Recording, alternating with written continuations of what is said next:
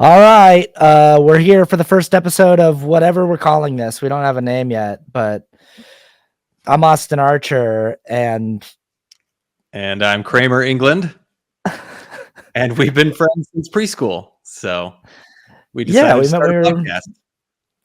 Met when we were 4 years old, and we've been watching movies together since we were little kids and talking about movies our entire lives. And we thought, let's just do it. Let's talk about movies. Might as well record ourselves. So what I realized, you reached out to me and you said, let's do a podcast about movies. And I said, no one's ever done that before. I said, that's actually crazy. I said, it's actually crazy that in 2024, no one's ever made a podcast about movies before. Yeah, it's perfect. And it's perfect. You'd think someone would have thought of that idea, but that's why I'm friends with you. I know. I'm surprised. I'm surprised it's never been done before by everybody. So yeah, and today we are talking about 1999's The Matrix. A good place to start. Yeah. Very good place to start. Yeah.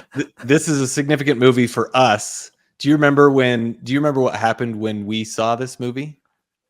Yeah, we were like, I think I'm wrong about this. The way that my brain tells this memory to me is that we were taken out of school to see it. And I don't think that's correct.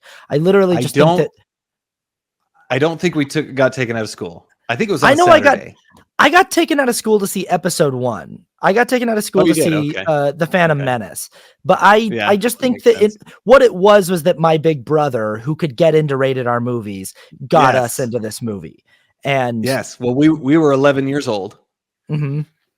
And so we went, and I was over at your house, and I think Adam was like, hey, do you guys want to go see The Matrix? And okay, this is, if my parents ever watch this is going to be pretty funny, but I don't even know if they know this, but my parents were out of town, and my brother Chandler, who's only 2 years older than me, who was like 13 at the time, he was watching me. So Adam was like, well, you got to get permission from your parents. And I was like, okay. So I ran home. Chandler was like sleeping, and I woke him up and was like, hey, Chandler, can I see a movie? And he's like, yeah, that's fine. So I went, and then we went and saw The Matrix. So I didn't really get permission, but I kind of did. But I mean, honestly, it was worth it because this movie is amazing. Yeah, I mean, it's one of those movies where every time I rewatch it, I still remember what it felt like to watch it for the first time. It's an all-timer. It's also one of those like achievements where God bless them, the Wachowskis, but I don't think that they've ever been able to outdo this first effort. And it's such an impressive debut film, and it's like, I wish they had that they had continued just making like amazing blockbusters and gone on to be this amazing duo, but like they made like Jupiter Ascending and like and I think that they've made interesting films. I actually think Speed Racer gets more hate than it deserves, and is a more visually interesting film than a lot of people, give it credit for. And I even like the second and third one. I hate the fourth one, but I hated the fourth one too. Yeah. but this first movie is a masterpiece in every sense of the word. Yeah. And this was actually their second movie. They made one movie before this called Bound. Oh, geez. Okay, I haven't seen it. Yeah, it's a heist movie, but kind of, I think. I watched the trailer today, but they made that, and then they made this. But yeah, that's what we're talking about, the first movie. So a little bit about the format of this show as we would like to outline it. We are going to kind of walk through the plot. So spoiler alert for anyone who has not watched 1999's The Matrix. Go watch The Matrix. Watch The Matrix. But we're absolutely going to spoil the crap out of this plot. And then we have a little scale system that we're going to kind of rank the movie on. Let's get into it. The Matrix, 1999. We both just rewatched this recently. You watched it last night. I watched it today. Watched it last night. Yep. From the opening, this movie's got nostalgia oozing out of its pores from the opening. The Village Roadshow and the Warner Brothers logo coming in green with Don Davis's score. So like just starts out and you're watching Matrix. I mean, this is a thing that I goes into rewatchability too, because I just was like, Man, I never thought about the Emerald City of it all. They talk about the Wizard of Oz and Dorothy, and like there's so much green. When we go to the Oracle's house, like there's all her kitchen is so green, and she's wearing a green dress, and like everything's green tinted, and Oz being this sort of like the land of Oz, like the city of Oz, it's all a charade. Like the wizard's not real. The wizard doesn't have any actual power, and the Matrix is sort of has this green tint in that same way. And they did that too as well to simulate a computer screen, because computer screens were green, like at the very beginning. It was all, green was like the majority color. But I also love, so it's like, it has the double meaning. You have Oz, which is fake, and then computer screen. There's many, many layers to the themes in this movie. And that's one of the things that I love about it. So right away, we get this little conversation between Trinity and Cypher. They're talking about, they're talking about who we know retroactively is Neo, but we don't know who this is as the audience. We kind of zoom in on this computer screen. We do this fun little like computer animated trip through a zero, and we're right into the heart of the city hotel where Trinity is on the computer, and there's a bunch of cops closing in on her, and we open the movie with the bang. Like watching this movie, and I rewatched the trailer. I was like, there's just so many things that come back to my mind about being so excited to see this movie, and opening this way it was awesome. Like, I remember you and I just would look at each other in the movie theater pretty much like every 10 seconds and just like be so excited. Yeah.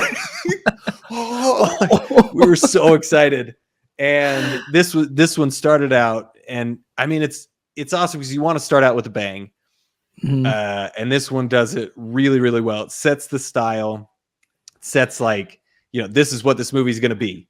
Well, there's so much on a first watch. There's so many questions. Like you accept the reality of the film immediately, but they've got this great interaction where he goes, "We sent 2 units. No, Lieutenant, your men are already dead." And immediately we get this. What were you gonna say? Sorry. I was gonna say, I love how crazy Hugo Weaving is. Like, he's just like, he immediately sets a tone of who he is as a character. Oh yeah. And you are automatically like, oh man, this dude is crazy. Like, anyway, so sorry. Well, I love a movie that drops us right into the world of the film without over explaining it. It's like, we're just dropped right into this thing. And the movie's just telling us like, hey, something's a little off about this world. There's so many great little moments in this opening. It's right off the bat. The fact that he's like, this woman is going to kill both of your units that you sent up. It like kept pretty effortlessly. And she's got this amazing scene where we do the bullet time kick, and she runs across the walls, and she's just laying waste. She just beats the crap out of these police officers. And then she's on the run from, she finds out that they're agents, and we learn as the audience that like this woman who just laid waste to all these police officers is really scared that there are agents on her tail. And somebody on the other end of the phone says, "Don't worry, just focus. You can do this. Just run," And we get this little chase scene, and we get the great moment where it's great visual storytelling, because she and the agent are running like just like they're professional athletes, up and down these rooftops. And we see all of the other police officers trailing them, who are kind of like falling all over themselves and struggling to keep up. And then we get the first big roof jump where she and the agent do this jump across an entire roof. And so immediately, like in the audience, we're like, okay, they're like superheroes. And we get that great line from a police officer where he goes, "That's impossible." Great line. Great they're just like totally dumbfounded. And she does a little knife jump through a window, which is a great trailer shot. That was a shot that was in the trailer that would, awesome. Like, get up, Trinity, get up. Get up. She great. gets up. Great moment. And then she runs out. She's got to get to a payphone. We in the audience don't know what the payphone is for yet. We don't quite understand the rules of this world, but somehow, and we also don't know that agents can take over anybody's body. So we're like, somehow the person driving this garbage truck is now one of the agents. I don't know how that happened. But I love how much information is given to the audience visually in this opening sequence, where it's just like, that there's something important about phones that exist on a landline. That agents are this thing that even someone as seemingly superhuman as Trinity is really, really afraid of. And we also know that there's something about the reality that we're being presented that is that we know it's not normal, because we see the reaction of the police officers, which is like, what's going on here? Like, what is, this is not normal. It's great. So the agents say that they're looking for a new asset. We meet Neo. He's asleep in his apartment, and on his computer we're seeing headlines of some kind of, manhunt for an international terrorist who is Morpheus. We're seeing very, very pixelated 1990s internet pictures of Lawrence Fishburne. His computer gets taken over by a message that says, "Wake up, Neo."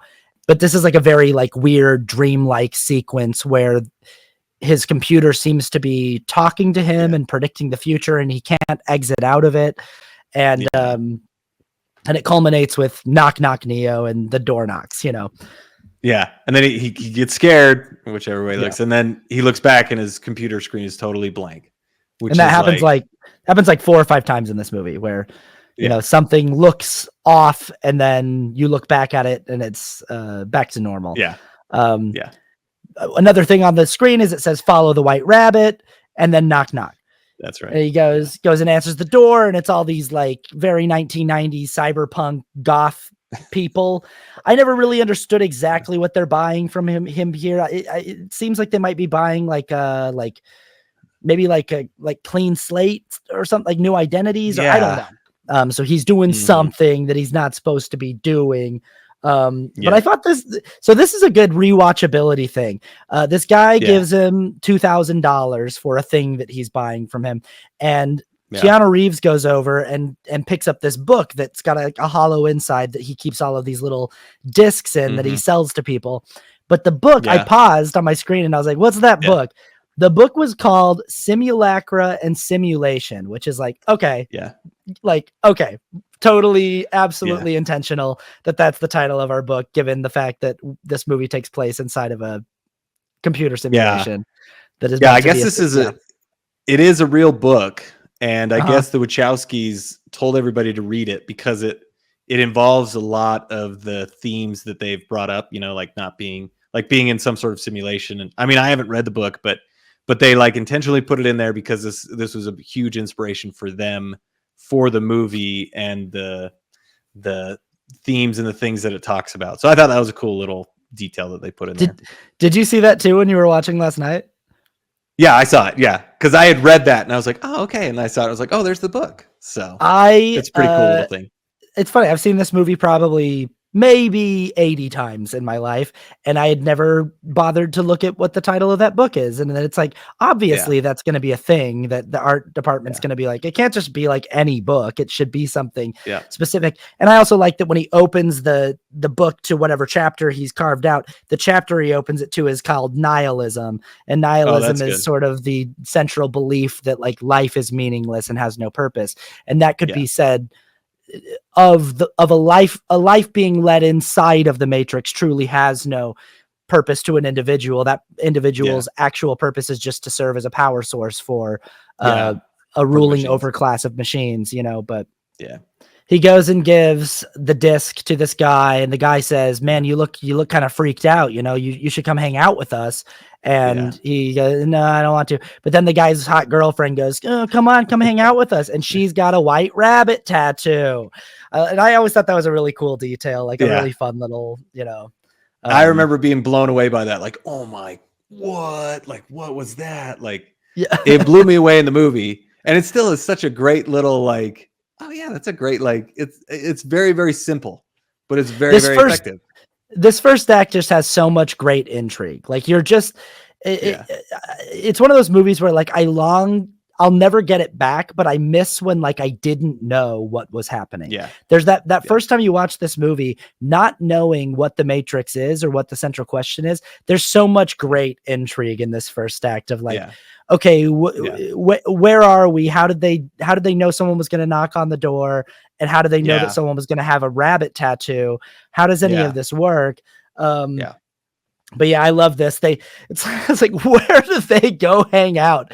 They go hang out at this like BDSM club where they're blasting Rob Zombie. It's a weird club. there's kind of a cool thing that they get to do here too, where they get to kind of show how Neo doesn't really fit in either of the worlds that he tries to exist in. He very much so stands out and doesn't fit in this club. He's like, he goes to hang out because he's got this question on his mind. He's been searching for Morpheus and he's been looking around and he's there, but he's like by himself. And he very much so doesn't fit the aesthetic of everyone else around him. And later, like similarly, like he doesn't fit in his corporate job either. Like, so whatever place he tries to fit himself into in the Matrix, he just seems like a person who doesn't quite match and doesn't quite, fit. Which I think is cool. Yeah. The other thing, one thing that we'll probably talk about a lot in this podcast is kind of the structure of these movies. And first of all, this movie has an amazing structure. It's done really, really well. But the way that you want to set up a movie is you want to set up like the natural world, whatever the world that they're living in is, right? And what's normal to them, which we get a really, really quick version of that with Neo.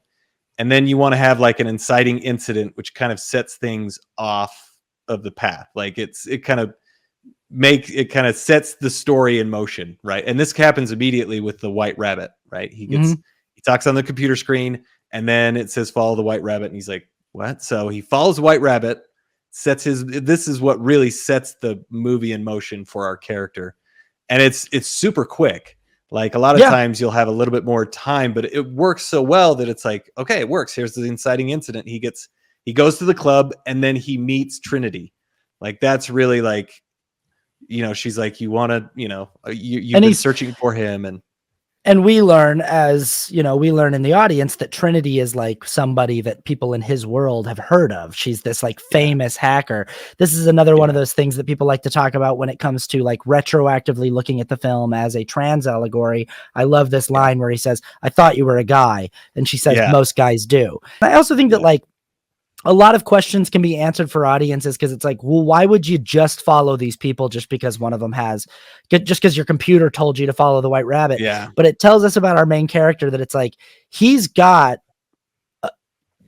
before we even meet him in this film, he's been asking this question about the world that he lives in. He's known that something is off and he's felt it and he's sensed it.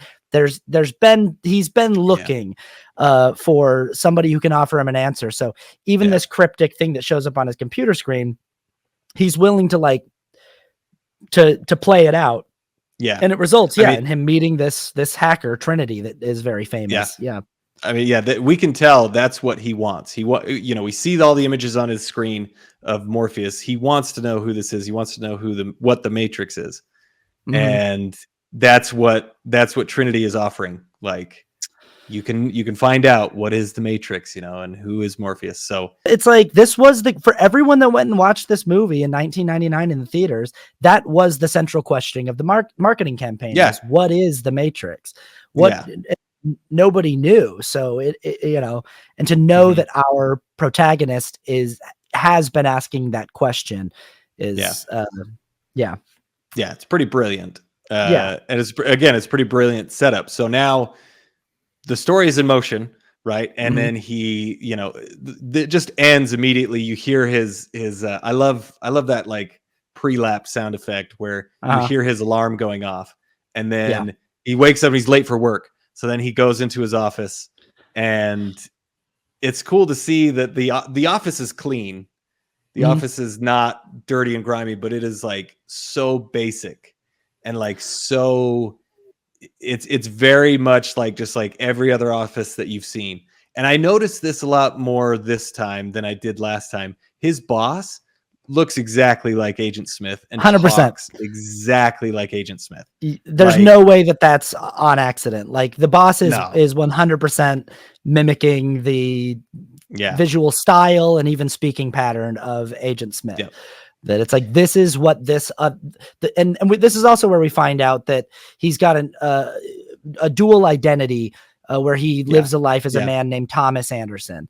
And this is where we find out that it's like, okay, so this is what the Thomas Anderson life looks like, is a life of servitude under the figurative boot of this boss who looks like Agent Smith. And that's what being in the Matrix is you are under the control and under the, the influence of your machine overlords. The symbolism of that, right? Being in a corporate world, which obviously some corporate jobs are like that, but it's like, you need to do what we tell you to do. Like, and if you do that, you'll be fine. But if you go against it, you know, your only function and your only purpose in a corporate job like that is to serve your corporate overlords and to provide value for them and to build revenue for them. But he gets a nice talking down to by this boss with the squeegee outside the window. He goes back to his desk and a FedEx guy shows up with a package for him, and he opens up the package, and it's a great Nokia product placement for this phone that they were trying to sell to the public. First of all, and boy, we loved that phone, and it's still cool. That phone, I still think that phone is awesome. That phone's still awesome.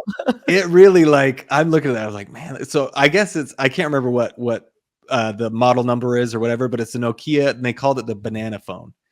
And if you could get me an iPhone, straight up, if you could put like a screen over my iPhone that I push a button on the side and it goes and it opens up and goes, oh, I'd be down. I'd be so down for that. Yeah. That's awesome.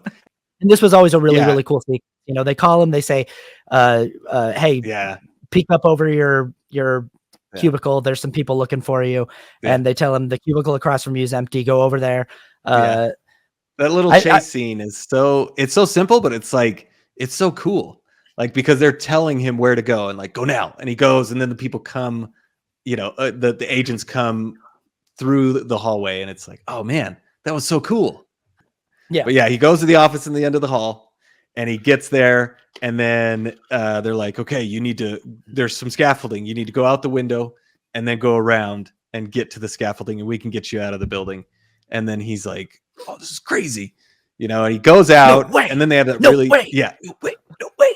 And then he has this awesome shot, and then he drops his phone, and then you have a speed ramp where it goes slow motion, and then it goes fast, and the phone falls, which the shot is awesome, but it's iconic because it's really cool. It's iconic. Something it's something every time you rewatch it, you know that shot's coming. You're like, this shot of the phone. So, and it's also a thing that makes the world of the Matrix feel a little. There's all these little things that, like, it's almost like when the programming of the computer world, something happens that they weren't expecting, and they're like taking a minute to render it, and it almost feels like his perspective is that this phone sort of hovers and then gets sucked away, and it kind of goes into it goes into the hyper realism of the movie, but also the fact that, I mean, later on in the movie we find out that, like, time can be manipulated. Like, especially, like, obviously the bullet time and everything, but like, you can move faster than is physically possible because it's a computer program, you know? So that I totally agree. Like, that kind of reinforces that. I like all these tests for the hero early on that Morpheus and his team don't really know what Neo is capable of, that Morpheus has a faith in what Neo might be capable of. So a conversation like this is like, let's see, if I tell you to go out here, do you do it? Do you just go right up to the scaffolding and just go all in? And that tells me a lot. He gets close, but he doesn't. Morpheus says there's two ways out of this building. One is the scaffolding. The other is in their custody. Yeah. He goes in their custody. Structurally, like, you have a call to action, right? And so, you know, he's called to find it, and then he refuses the call. The refusal of the call is, you know, like, cinematically, that just kind of makes sense in a lot of movies. And so he's essentially refusing the call. He's too scared to go around the thing and get to the scaffolding. So, but then it leads us into the interrogation scene, where it moves into these weird 1950s TVs and, like, goes through the TV, and then we're in the interrogation room. But then the sound is like, you know, that, like, sounds like a TV whirring. It works so well. Yeah, we don't know which room we're in with all the 1950s styles TVs, and you know, retroactively on a rewatch, having watched the entire franchise, there could be an argument being made that, like, we might be in the architect's point of view, that, like, we might be in, like, the room of all of the architect's TVs, and that's what we're looking at this through, which is interesting. Yeah, we go in here. This is some great body horror in this scene. It's also like where the audience we've had clues that the agents are just as superhuman as the people who Trinity is aligned with. They can jump as far. They seem to be really strong. But now we get this I mean, it starts off, our character Neo clearly just feels like he's being interviewed by some cops, like some FBI agents are putting the screws to him because of all of his computer crimes. And they're trying to find this international terrorist named Morpheus, who they say is one of the most dangerous men in the world. And they're offering Neo a clean slate. We get a great little body horror thing here, which I think I still really like this effect. I like the blending of the CGI into the practical makeup on his mouth. It's very scary and very disturbing. It really is like, it's really, really off-putting. Like, and they don't use it a lot, which makes it so much more effective. Like, it's just all of a sudden he's just like, it's like he can't talk, which they could have just done it where he can't open his mouth, but then they take it the extra step and his mouth forms together and now he has no mouth. Like, it's so weird. I don't know. It's interesting how many times in this first act of the film we transition by having Neo wake up, and obviously there's something being said there. The whole idea of this first act is trying to get Neo to wake up, to realize. So the first time we meet him, he wakes up. Wake up, Neo. And then the next scene transition is the transition out of the club with the alarm clock, waking up, I'm late for work. And the next transition to the next place is, we have this terrifying body image of them shoving this squid into his belly button, which is also just gives me the heebie-jeebies. Still looks great. It's a really scary effect. His mouth is turned into glue, and he wakes up again in bed. And I think the waking up, it's I don't think they they kind of use it in the second act, but he like, to me on this rewatch, I'm like, okay, it seems like almost like the agents or the Matrix tried to make it seem like it was a dream. Like, it wasn't real. Like, cause he could, when they actually suck out the little squid, he's like, that thing is real. So I saw it as like, he keeps waking up because he hasn't woken up. He's still in the Matrix. But they're also making it seem like it's just a dream. This is not real. It's almost like the Matrix is fighting against him too, in a way. Well, and this is sort of for the audience too. I think anyone who's watching it for the first time, throughout this first act, you're constantly going, it's sort of got that thing of like Inception, where you're like, I can't really tell which of these scenes are in the dream world and which of them are not. And that's how this film sort of plays out, as you're like, okay, so was that interrogation scene real? Because there was a lot about it that felt very surreal and very weird. And especially the body horror stuff. But I think that's for the benefit of the audience too, to go, there's something about this world that just feels off, or doesn't feel real. It feels like a dream. So they transition to him waking up, and then, but this was the thing that I found really interesting. He wakes up and he's like, looking at his stomach.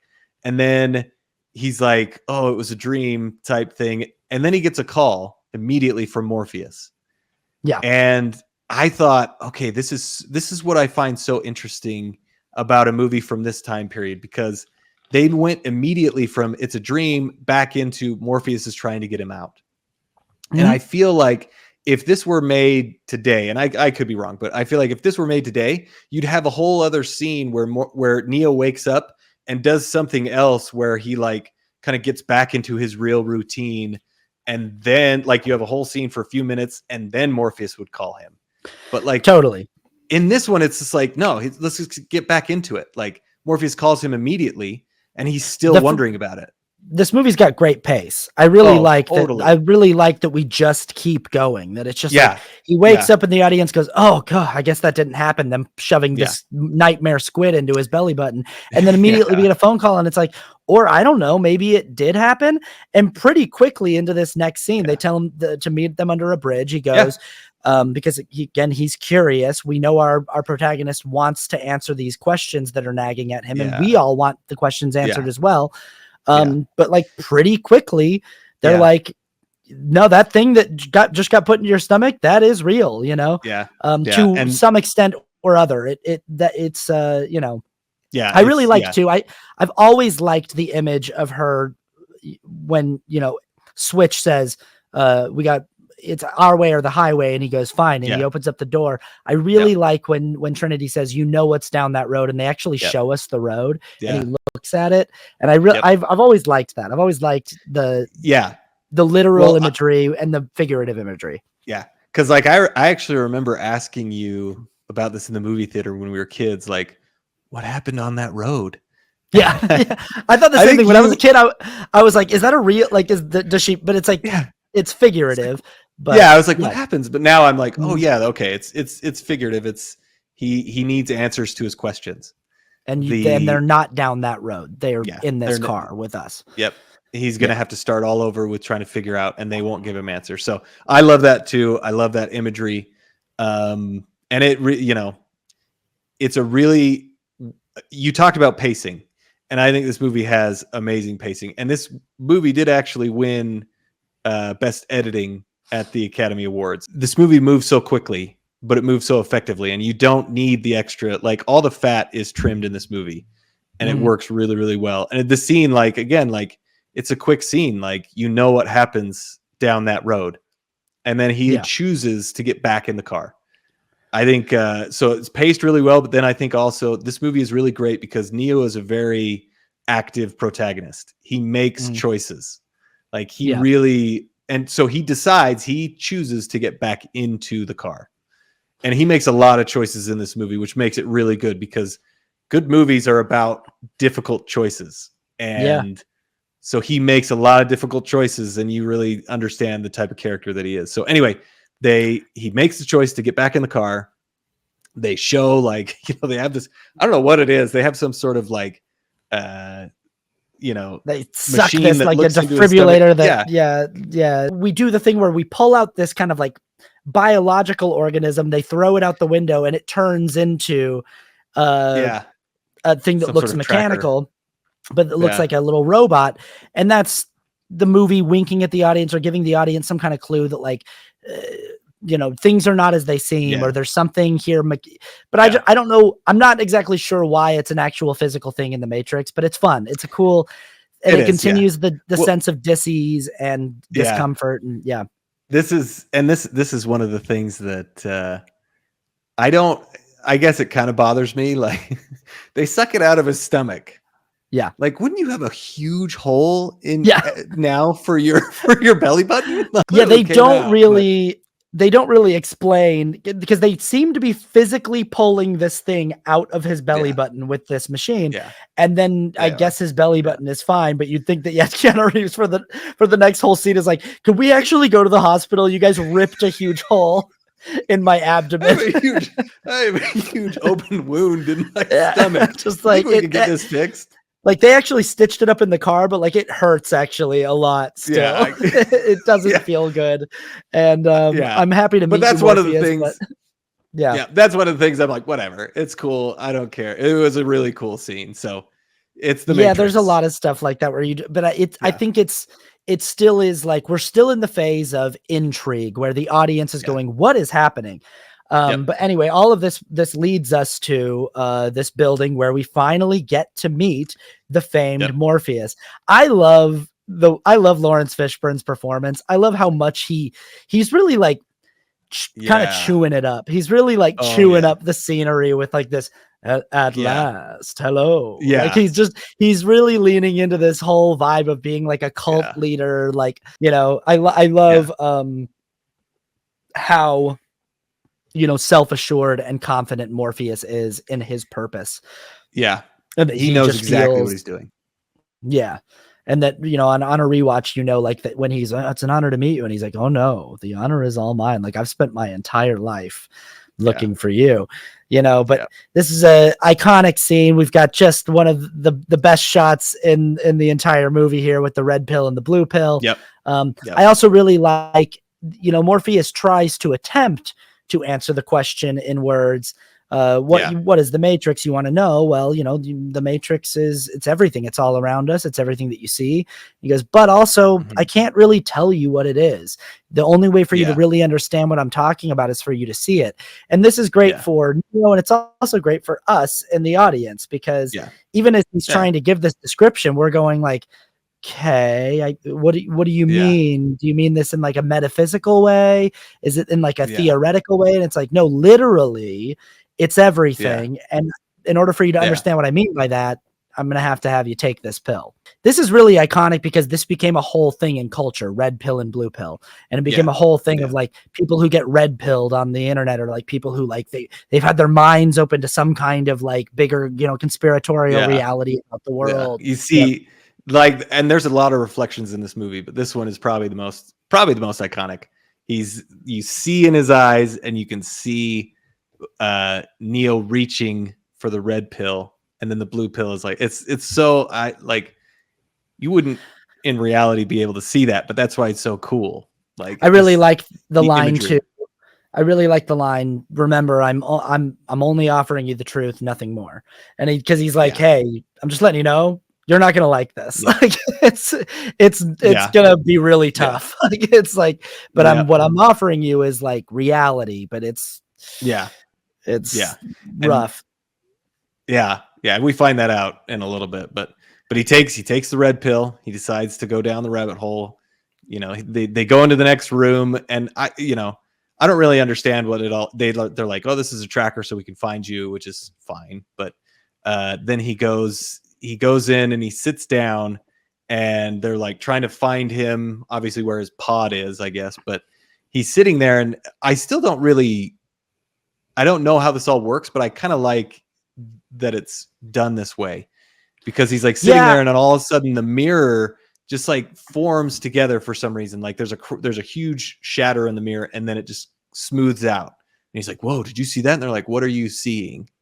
Yeah. And I still am like, I've always wondered if this is actually happening or if it's just happening for him. I've always wondered too, because it almost feels like, like going under anesthesia or something like that. Like someone's giving you an IV of something, and you're starting to be like, whoa, and everyone else in the room is just like, yeah, we've given you this thing that changes your output signal or something like that, so we can identify you. But you're sort of going into a stasis where you're starting to trip out. But the way that Morpheus starts talking to him as he touches the mirror, and it starts going all over his hand, and he says, have you ever had a dream, Neo, that you were so certain was real? What if you couldn't wake up? How would you distinguish, that great little speech. But it almost feels like Morpheus is aware of what's happening in that moment.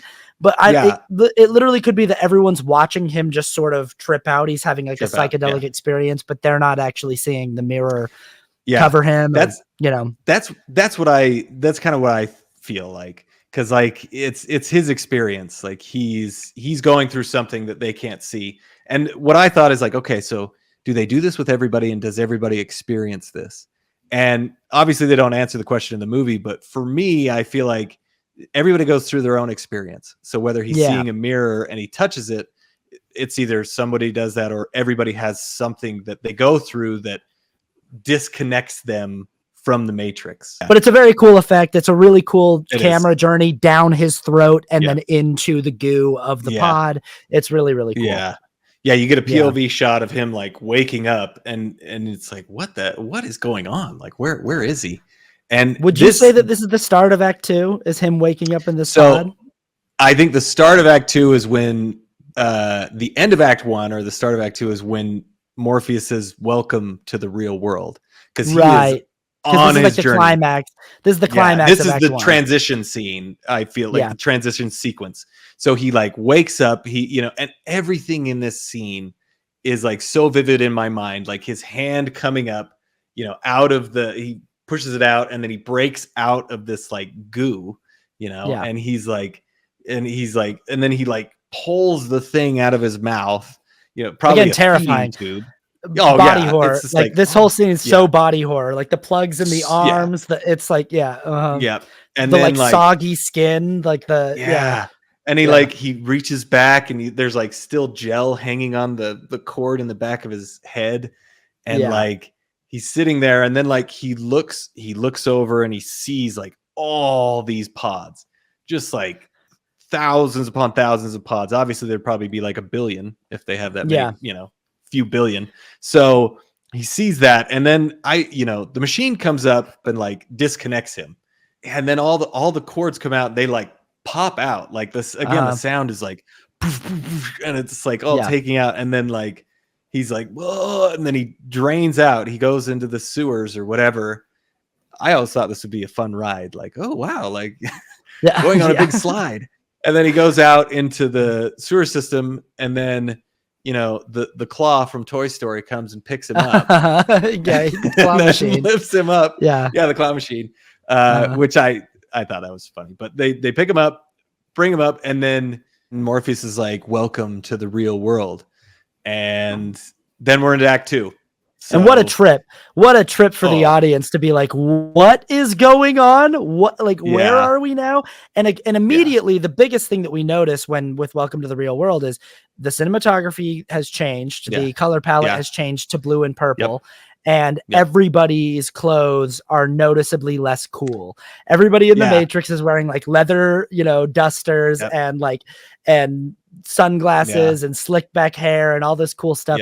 And here in the real world, everybody looks like they're wearing they own one pair of clothes and they've been wearing that pair of clothes their entire life. And this movie's got such good production design, and I love the production design of the Nebuchadnezzar and like just the way that everything looks. It looks so lived in and real and grimy, and it's just got this feel of like an old freight ship or something like that. And then I love this whole sequence of them trying to rebuild his muscles with the needles all over his body, and they is telling him that his muscles have atrophied. And great line about, why do my eyes hurt? You've never used them before. Great, I love that line.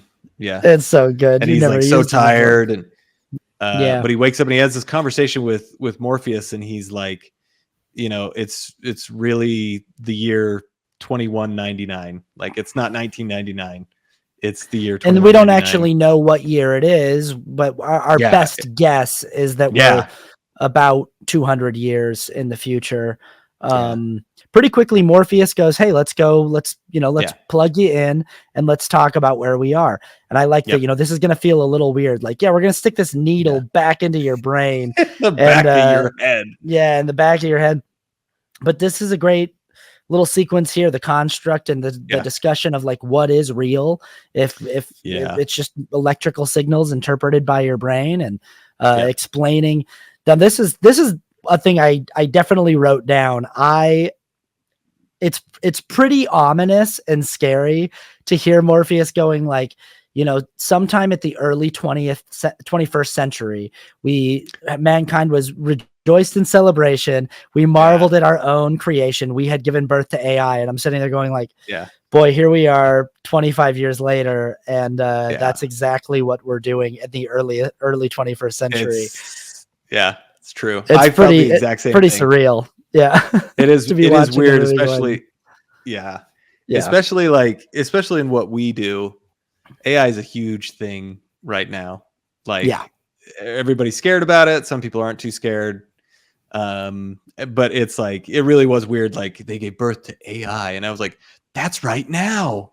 Like, so we are in the early 21st century, and we have given birth to AI. And we are dealing with whatever that means. And it's so, I mean, I personally don't think we're ever going to get to the Matrix, but it's kind of weird, like art imitating reality, like, oh wow, this is happening right now. So it's pretty cool. But there's also pretty weird and trippy. Interesting things that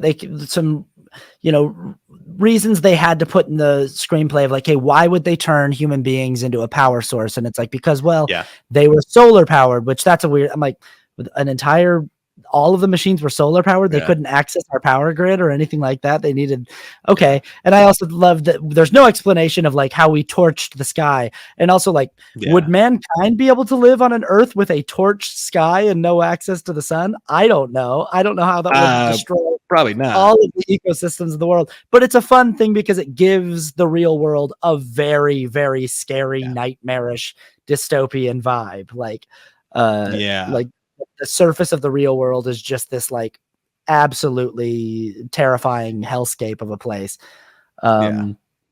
Yeah, totally. But this scene basically where Morpheus explains that human beings have been turned into a power source because we torched the sky. This sends Neo into basically a panic attack, which totally makes sense. I watch this scene even to this day and I go, yeah, I think that's exactly how I would react. I'd probably freak out and throw up.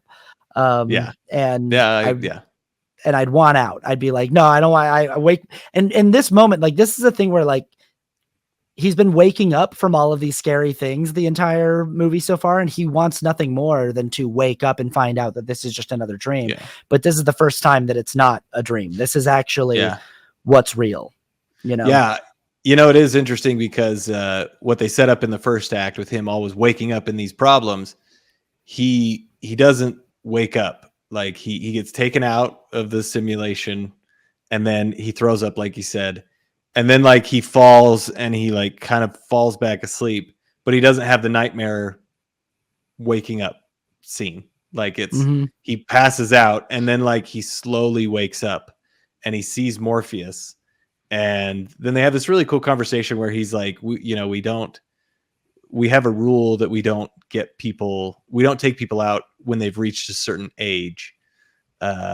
Because they're so set in their ways. And apparently, they never say what the age is. I always thought that was interesting. Like, okay, so what age do they not take people out of the Matrix? But it's cool. It's kind of a little mystery thing that they have, but obviously he's past the age. Well, because there's another thing where, like, Cypher says that he's been on the ship for 9 years, and I'm like, well, Cypher's like 40 minimally. Like, minimum, Joe Pantaleone was like 40 when they made this movie. So Cypher was 31, but I'm like, that seems like that would be past the age. So I don't know, whatever. I didn't even think about that, but yeah, that's true. Like, what is it? Like, what is the age? But it's a nice little scene where Morpheus tells him, my whole life has been in search of this person, this man. He tells him about the prophecy of this man who could change things and would come back. And I believe that search is over. And that's why I did this. And so he's letting Neo know, we think that you are the savior for the human race. Right. You're going to end this war. You're going to save everybody, from the machines, and you're going to free everybody from the Matrix. This is when we get into, so I think we're sort of done with the act of the film that's all like intrigue and what is the Matrix and all these questions that we have and what's real and what's not and all this kind of atmospheric body horror stuff. And this is when we just get into this movie just being cool. This is when we just start doing cool stuff, and we start doing training simulations and all this stuff. But Tank teaches Neo how to a bunch of fights, and Neo wakes up and tells Morpheus, I know Kung Fu. And Morpheus says, show me. And they have a great, just fantastic scene. They go to a dojo for a sparring program, and they just have, this is where, like, I mean, we've seen cool fight scenes in this movie so far. We opened the movie on a great little action sequence with Trinity, but this is the first, like, real look we get at, like, the fighting style of this film and this fight choreography that feels so complex. And it's like, and I love the way that the Wachowskis shoot stuff here. I love that we get to see things in wides. I love that we get to really see the actors, like, really go through. You really can see Keanu Reeves and Lawrence Fishburne going through this fight choreography, and it's like very smooth camera angles. Like, it's not shaky cam. It's very smooth. You see what's going on, and it's this scene really is awesome. Like, this fight scene is especially, like, it's still, by today's standards, is really, really good.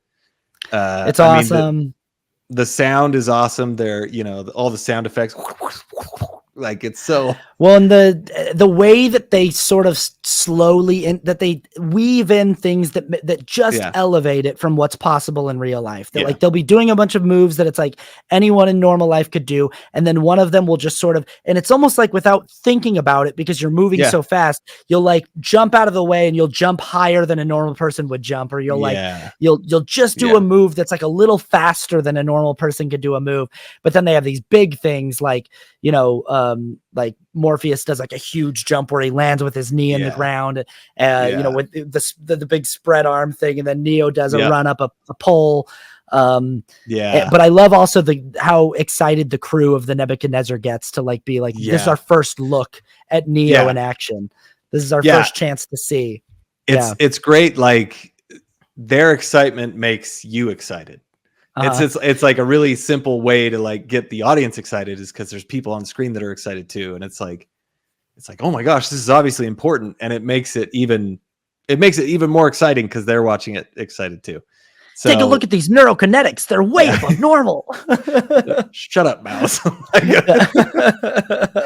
It really, it's great though, because it does, like, oh yeah, that they all think he's the one, or they're all trying to figure out if he's the one. And so they're all looking for things that would make him. So it really is a great way to like, it makes us excited, but it also kind of like clues us into like, this is not normal. He's better than most people. And this line definitely tripped me out too the first time I watched it, and I still really like it every single time, where he goes, how did I beat you? Because he kicks him into this pole. Again, we see a little superhuman action here of him getting knocked through this absolute like giant pillar of lumber, and he gets blasted right through it. And Morpheus, who's barely breaking a sweat and not even breathing hard, goes, how did I do that? And he goes, well, you're too fast. And great little line here. If you think that your muscles or my muscles have anything to do with my speed in this place, you think that's air you're breathing now? And just trying to get him accumulated to the idea of like, you can think your way out of it. And then the scene changes, right? It gets a little more serious. And like, and it really like the fight keeps going, but then like, you can tell like, this is really important. And he wants him to hit him, right? And he keeps getting close, and then he's like, come on, stop trying to hit me and hit me. And then like you see, I don't know what you call it, the fade, I call it like agent speed. It's like it's like agent speed, it's and his hands do the agent thing. And then like he almost hit, like, and this part is awesome because you see that Morpheus is actually surprised. Like he's like, you see that he's like pretty like, wow, I can't believe this is happening. And then he almost hits him, but he doesn't, and everybody's just like blown away. And he's like, I know what you're doing, and like, he's like, I'm trying to free your mind.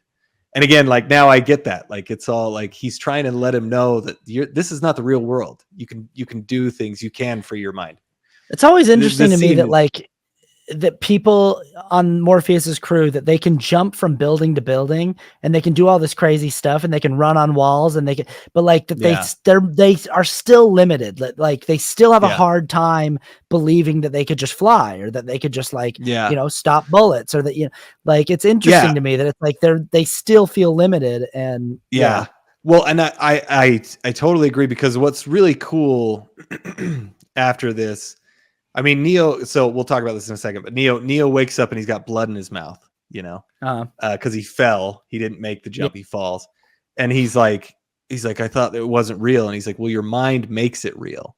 So there's still like, they can do all these amazing things, but the thing is like, they could still die. So there's still I think that fear of death is probably what puts the limit on them. It's like, I know I'm really confident in all these things, but boy, when I come face to face with an agent, everyone I know that's ever done this has died. Yeah. Everyone I never know that's tried to fight one has died. So why would I believe that I have any shot here? We go to the jump program. This is a fantastic little moment. Lawrence Fishburne does an amazing jump, free your mind. And we get the meme heard around the world of Keanu Reeves going, whoa. And, whoa. And this is a nice little moment of the whole team hoping that Neo can show that he's going to do something unprecedented. This is a really cool way too for the filmmakers to keep building this up and teasing this to the audience of like, is he the one? Is he the guy that Morpheus thinks he is? And if you let him, I feel like this is a thing that a movie today, he would make the jump. I feel like this is a problem that I see and like, and film They're critics. Too perfect.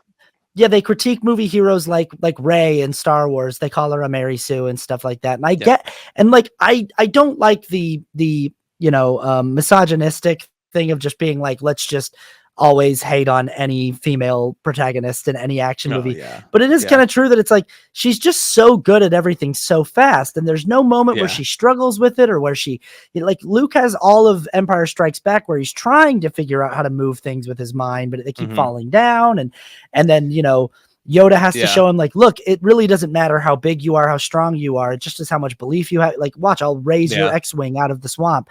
And I do like that the movie's like, he doesn't really get there till like the very, very, very end of the film. And we slowly tease it out that like, he's close. He's got the drive to do it, but he's got to really go through these different trials. So we have that. It is good. Like you got to go through trials. You can't get everything. You can't be the perfect person immediately. And that's what makes this really good, is that he has struggles. He falls off the building, which I thought, I do think it's good. Like, oh yeah, he's not perfect. But then when he lands, I've got a huge Looney Tunes vibe.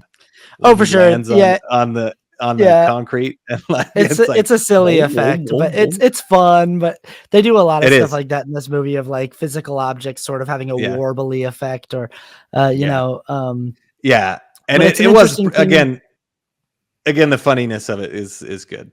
Kind of lightens the mood a little. Yeah, and it's interesting that they do leave in. They let him hit the ground a little bit just so that he can learn the lesson that you will get hurt in real life if you get hurt in the Matrix. And it's a nice way to deliver that information to the audience as well. Then we go into the agent training program, which is a great little scene and great little effect of the whole world pauses. I think this is one of the first times in a movie that this had ever been done, where they weaved in footage of two characters moving around a bunch of characters that were in a frozen frame. And that's a really cool, it is cool effect. And we meet the woman in the red dress and all of that stuff. He turns around and Agent Smith is right there in his face, with the gun in his face, which is really cool. Yep. It's great. And that's how we learn that, you've got to, I like the conversation here in this scene too, that he just says, look, you've got to assume that everyone in the Matrix is an agent or is against you, because a lot of these people, they're so dependent on the illusion of this simulated world that they will fight you to protect it. They will, and that's a really interesting, commentary on the way people, and this is a great, so from this point, it's basically explaining the Matrix and what you can do. And then in this scene, it starts raising the stakes. Like, an agent can be anyone. So like, this is like, they are everyone and they are no one, or whatever he says. And it's like this. So this is really, take them seriously, because we can do all these things, but they can still, they can be anybody who's still plugged in. So, but he tells him, I believe that you can be stronger than they ever can be, because their world is fundamentally based on rules, and you're going to be able to rewrite those rules. And that's this great exchange, classic exchange. What are you telling me? That I can dodge bullets? No. I'm telling you that when you're ready, you won't have to. Yeah. It is really great. And I actually, I got that line more this time, because it's like, he doesn't have to dodge bullets. He can just stop the bullets, which he does later. But anyway, it is a really cool line. It's great foreshadowing, and it's also, we're really building up our villains and building up kind of the stakes here. And also just like, I think that there's something really interesting philosophically about people who are so dependent on a delusion, on a narrative that helps them get through the world, that they will fight tooth and nail to preserve it. Yeah. I think at this point, is this where we have a scene with Joey Pants and Neo where they're late at night, or is there something before that? Yeah, there's a squid that comes, so they have That's right. We learn about squids. Yep. And they say we figure out that the EMP is the only way to beat them, and so that's just more foreshadowing and setting up the fact that we're constantly being hunted by this machine overlord race. But then, after that, they do that, and then Cypher is like sitting there, and Neo comes up behind him, and he freaks out because he's obviously doing something he shouldn't be doing. But luckily, it's Neo, and he can't really read the Matrix yet, so he's like, "Oh, I just see all this," and they have a cool exchange between them. And the funny line, you're like, why, oh, why didn't I take the blue pill? What I like about that scene is that Cypher says that to try to relate to Neo, but you can tell that Neo doesn't think that. That like he's like I know, right? We all should have taken the blue pill, right? And Neo's like, haha, yeah, but he's like, no, I don't know. I don't want to live in a computer simulation where I'm a slave to a, you know. But this scene is, you know, Cypher. We're just learning more that Cypher's very dissatisfied with he obviously really did want to take the blue pill. I think he references the blue pill. He references it later too. He's like, he does. You should have taken the blue pill. So, which is really cool. But then, like right after this scene, he's in the Matrix with Agent Smith, and we find out that he is going to betray them. They want the codes to the, you know, mainframe codes to Zion or whatever. And he's like, well, I can get you Morpheus. Like, I'm going to deliver the man who has him. And he's got that great. He eats that steak, which looks great. I love when food on camera looks good. Scene. And that steak, every single time I see it, I'm like, boy, that it looks like a perfectly cooked steak. Yeah. And Joe Pantalone, he sells it. He does a really nice job making it look great. Ignorance is bliss. This is very much so Plato's allegory of the cave. The whole movie is Plato's allegory of the cave. But it's the whole thing of like, you know, your whole life has been people doing shadow dances for you in this cave. And every once in a while, people notice where the shadows are coming from and they follow them and they go out they go out into the real world. And it's the first time they've ever seen real light. The only light that they've ever seen before is sort of this firelight inside of the cave, but they've never actually seen real sunlight before. Some people wait for their eyes to adjust and they accept the new reality. But some people, the pain of seeing real sunlight for the first time makes them retreat back into the cave. But it's hard to do that because you're still aware that there is a world outside of the cave. This is Cypher trying to get back in the cave. He prefers he prefers soft light of the cave. It's more inviting and comfortable.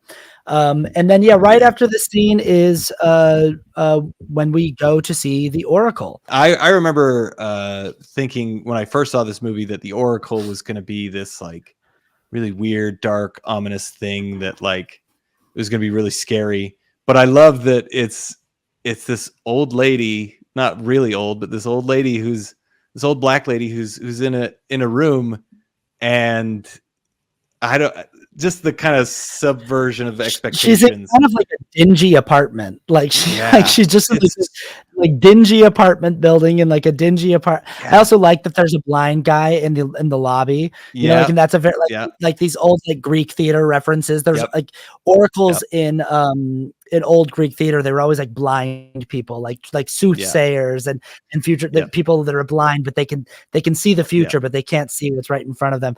And there's that guy in the lobby, and then they go up, and there's another great reflection shot here of like him reaching for the door handle, and boy, they liked those in the 90s. They got a great one in The Sixth Sense as well of a hand reaching for a doorknob. Reaching for the door. But that it really like it makes it so much more memorable that's what it is this woman who's just baking cookies and she's like super sweet, but like and I mean I guess I'm getting ahead of myself because like he goes into the waiting room first, and I've always been curious about this. She says here are the other potentials, and does that mean the other people who are like candidates to be the one potentially? Is that what she means? And I noticed that this time too, like, oh yeah, what potentials for what? Like either they all seem potentials to wake up, or their potentials to be the one, like you said. Or are they programs? Like, because in the second and third movie, we meet all these people who are programs. Because I'm like, boy, if they're like in there and they're moving blocks with telekinesis and stuff like that, and they're bending spoons with their minds, why aren't they just free? Why aren't they just out of the Matrix yet? I really do like this scene with the spoon. It's another one of those things where like a thing is happening, he looks away from it and he looks back and it's different, you know, like his computer screen at the beginning. But it's really it's a great exchange with this kid where he goes, you know, don't try to bend the spoon with your mind. That's impossible. Just try to realize the truth, which is there is no spoon. And then you'll realize that it's you that bends, not the spoon. Great interaction there.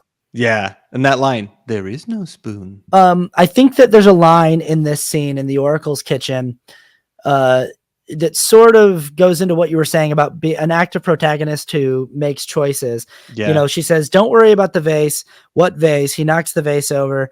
oh, geez, I'm so sorry. I said, don't worry about it. And then he goes, how did you know? And she goes, oh, no. What's really going to bake your noodle later on is, would you still have broken it if I hadn't said anything? And there's this sort of determinism concept that comes into the philosophy of the film of like, is everyone doing what they're doing because I said they would? As the program, the oracle, I told Morpheus he would find the one, therefore he went on this quest to find the one. I told Trinity she would be in love with the one, therefore every person you guys meet and she's always gauging her emotional feelings for them. And this whole thing of like, I'm not going to just tell you you're the one. I want you to just do it.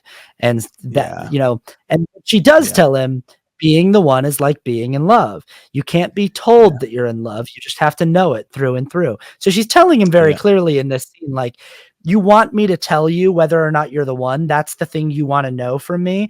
But what I am telling you in this room is I can't tell you that. And it's really interesting too, because she doesn't really say that.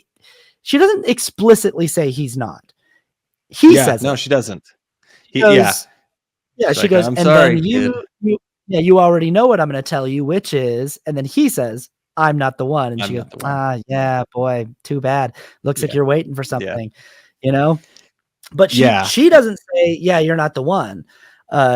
She tells him, I can't tell you that you're the one. You've got to know it.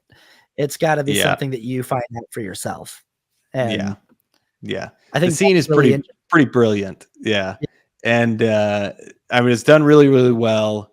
And then like, I also love the line. She's like, oh, I can see, you know, like, oh, you're what did she say? You're like, you know, you're very handsome or whatever. And I can see why she likes you. He's like, who? Not too bright though. Like, it's like, who do you think I'm talking about? Switch? You think I'm talking who do you think I'm talking about? But it is like, he's not really focused on that, but it's a great line. And the whole scene is great. Like you said, going into determinism and all that. And then, you know, but then he leaves like, just here, have a cookie, you know, and she like, you'll feel better when you go, just please eat it, you know? And then I love, he wants to go out and tell Morpheus what happened immediately. He wants to be like, hey man, she told me that you're going to like sacrifice yourself for me, and but Morpheus is like, don't tell me what she said to you. Just it's okay. Like, she told you exactly what you needed to hear, and it's fine. And she did. She literally was like, you're either going to do this or you're not going to do it, but it's going to come from you. It's not going to come from me telling you. So and I do love that, you know, she's like, it's going to come down to a choice that you have to make. Again, going on to this, you know, Neo makes a lot of choices. And in this one, she's like, you will have to make this choice. And I mean, obviously she makes him think that he's not the one so that he'll make the right choice.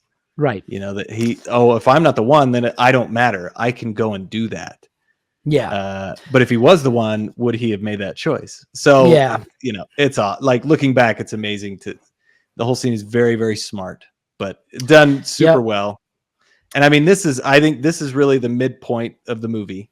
I think this is our Act 2 climax here that we're going into. This is like the climactic action sequence of Act 2 of like, we're getting back to this house where we're all going to get Jack back out of the Matrix. But Cypher has done, at the beginning of the sequence, Cypher opened up a cell phone and threw it into a that's right, trash can. And that allows the agents to track their location and know where they are. This is one of those interesting things too, like, that I've always, since I've been, like I said, seen this movie maybe 80 times, but when he says, whoa, deja vu, I've always thought like, that's not what deja vu is like that. But you know, like, but you know how an easy fix for this, an easy solve for this is like, maybe in the Matrix world, for the people who live inside of the computer simulation, the way that they experience deja vu is like that. Like, a guy rides by on a bike, and then you like look away and you look back and the same guy rides by. And it's just like a double thing. And that's what they call deja vu, because it happens when agents are changing things inside of the construct of the Matrix. Then, like, I love that he says it and everybody stops and looks back at him like, what? He's like, oh, I just had some deja vu. And they're like, was it the, like, they totally interrogating him. And he's like, I just, like, this isn't a big deal. And then you find out deja vu is when the Matrix changes something, and then Mouse looks, he's like, oh crap, and he looks at the walls, or he looks out the windows, and they're totally bricked up. I gotta say, I'm a little underwhelmed with Mouse's combat skills here in this moment. He's just like, I'm just gonna stand here with 2 big guns and just get blown away by the cops. And I'm like, you couldn't have taken cover behind something, buddy, or But I do like the way that this action sequence progresses and moves, and it's very scary, and they've got to find a way out of the building because it's been changed by the agents, and they decide to go through a wet wall and get inside the walls of like the bathroom where all the pipes are, and they're going to climb those down into the basement.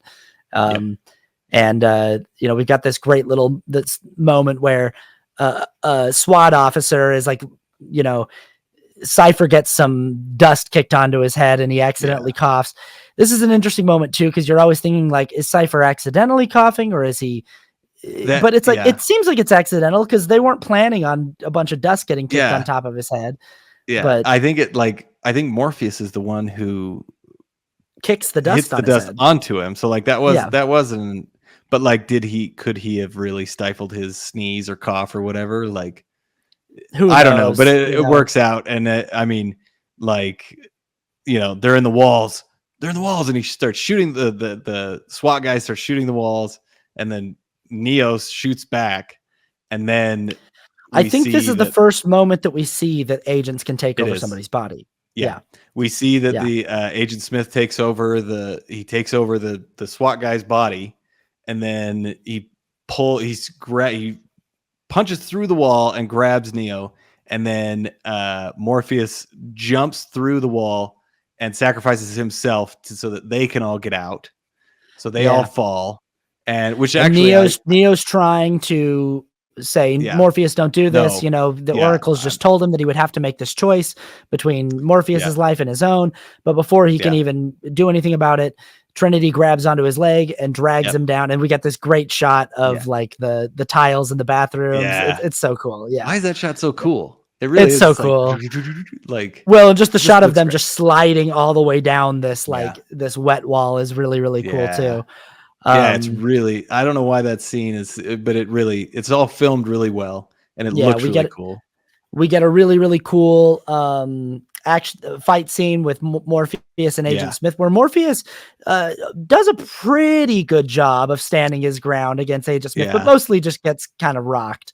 But it gives us in the audience like a real clue into like, you don't mess with these agents. I love all the things that they do in these fight scenes that just like elevate it to like like when like Morpheus jumps into the corner of the room and is like and like holding himself or his little move that he does when he's getting back up and he kicks the agent twice while with holding him, the little one-handed handstand. Great little things that just make it feel a little like the strength of all of these characters is heightened a little bit. But the ultimate result is that Morpheus gets beat up significantly enough by the agent that the other SWAT officers are able to subdue him and take him into custody. And the rest of the gang is looking for an exit point. Cypher beats them to it. He calls Tank and says, hey, I need an escape. And they, get Cypher out. And this is when, everything starts falling apart. Cypher kills Tank, or what we think he kills Tank and his brother Dozer. And when Trinity and the rest of the gang, when Trinity and the rest of the gang show up to get to the extract point, they find out that Cypher has betrayed all of them, and this is a great scene. I love Joey Pants's acting in this scene. He's great with the. I always think about them filming this and Carrie Ann Moss having to like pretend to be, asleep, kind of unconscious, and him just being so close to her face. I know. Yeah. He does a great, he's a really good actor, and he does an awesome job in this. Cause he's like, he's really believable. And this scene, like watching it, when bad guys monologue, there's a lot of times it could just be like, why is he monologuing? But this one, and maybe it's just because I love this movie, but this one, it's like, it seems justified because it seems like his character would do that. He likes to talk, He likes to, and he has that line. He's like, I wish I could be there to see the look on your face so that you would know it's me. You know, like he's getting a lot of pleasure out of this. And so it makes it so much more believable that he would do this. Like he's drawing this out and like he's really relishing in it because he hates what he's done and he feels betrayed. You know, retroactively, like it's understandable. It's like, yeah, the thing that you have been released into is like, this is worse by every metric. I think Cypher's motivations are very sympathetic, that it's like, yeah, I'd rather live in the world where I can eat steak and, you know, and have a life that feels like it has purpose rather than just living in this cold, dingy, dirty spaceship running from squid robots and eating gruel every day. It really, in this like nightmare world with a torched sun, fighting a war that really feels like even if we win, like what are we inheriting? The earth that we're winning back is already totally destroyed. You get why he's doing it, which makes him a good antagonist, you know, or one of the antagonists. So for sure. This is a great little thing where he says, you know, I'm going to prove it to you right now that Morpheus is wrong because I'm going to kill Neo. I'm going to unplug him. And that's kind of a cool, the great deaths right there for APOC and Switch. Not like this. Not like this. Yeah. Not like, so good. He's going to prove it. He's going to unplug Neo. And he asks Trinity, he says, you know, you tell me right now, yes or no, look into his eyes and tell me if he's the one. And she says, yes. And then we hear him say, I don't believe it. Great line. He's from like, no, here. I don't believe it. Yeah. Believe it or not, you're still gonna burn. Yeah. It's great. He shoots him and he goes flying across the room. He's dead for sure. I don't know how Tank is all right here when he pulls Trinity out of this thing and she looks at the big giant gaping bloody wound in his abdomen and she's like, you're hurt. And he goes, I'll be all right. I'm like, will you? I don't know, man. It looks a laser bad, gun shot through your abdomen, but okay. Who knows?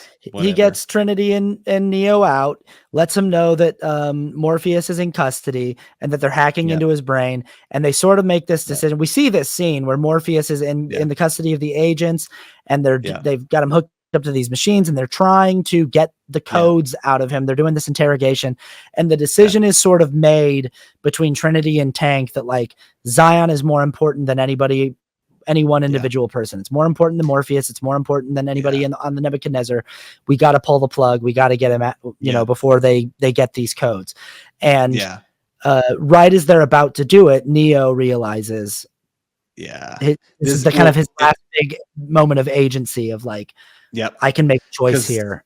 I can. Yeah. And it really like this scene is really, really good because he's like, he's giving almost like giving a eulogy. Tank is like giving a eulogy about, you know, Morpheus, we love you, all this. And then he's like, it's just totally focused on Neo. And it kind of like moves in. And then he's about to pull the plug and he's like, stop. Like, and this is like Keanu Reeves he's a talented actor and he's really good in this role. And this scene like really is like, you can see like everything going on in his mind. Like, I can't believe that this is happening. Like, this is everything that the Oracle said, you know, and right before he pulls the plug, he stops him. He's like, stop, we can't do this. Like, and so again, he makes the choice.